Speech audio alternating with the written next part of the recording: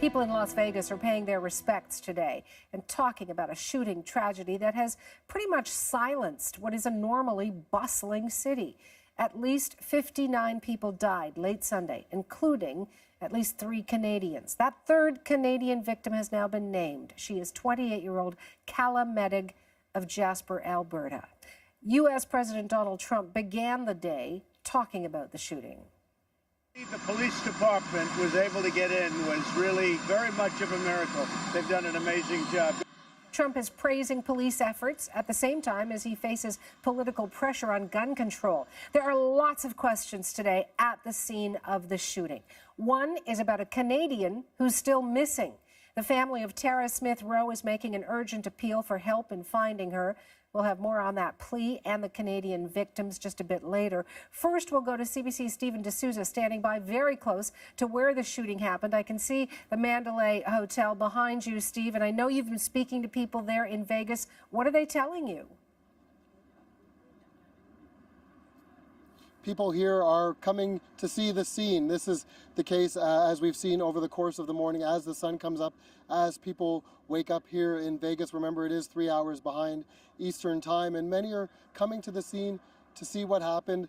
Some, you can tell, were there on Sunday night and they didn't want to be approached or didn't want to speak on camera, but others are sharing their experience and sharing how they feel about being at the spot. A few tourists I talked to were just arriving or in transit on their way here on Sunday when the carnage took place, and they're coming to a Vegas that's very different from what they expected.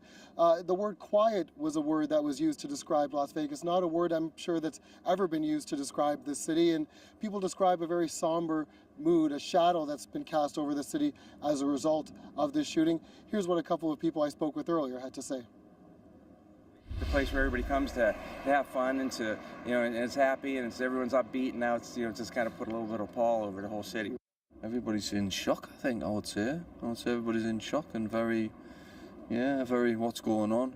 And even this morning, I didn't really want to come out of the room, did I? I was like, I don't really know whether I want to go out the room, but I suppose we just got to try and make the best of our holiday as we can.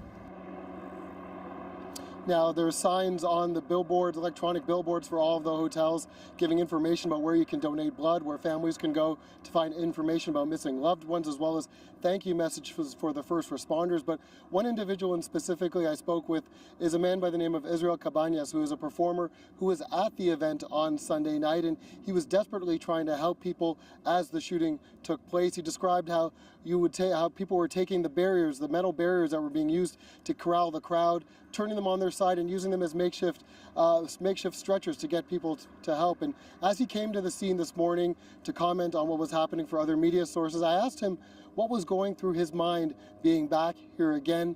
Let's take a listen to what he had to say. I still hear them, I still hear them suffering and asking for help and trying to survive and trying to live. And I wish I could have helped more, but I did as best I could.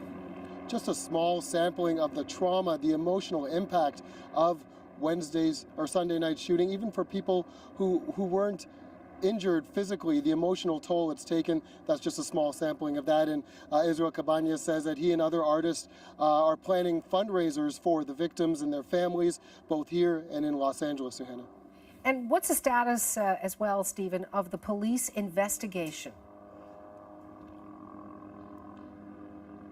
Well, I'm here on Las Vegas Boulevard, and as you can see behind me, it's still shut down. One police officer telling me it may be this way until possibly Wednesday morning. Investigators are still trying to answer the key question, why? Why would Stephen Paddock, the 64-year-old former accountant, former real estate dealer who was well off financially but also had an arsenal at his disposal, more than 40 weapons found in multiple locations, materials for explosives, a man that his family cannot figure out why he did this. People who were his neighbors in his retirement community outside of Las Vegas have no clue as to why this could happen. So a lot of questions being asked. As of right now, investigators have very few answers. We'll talk again. Thank you, Stephen. CBC's Stephen D'Souza on the story in Las Vegas.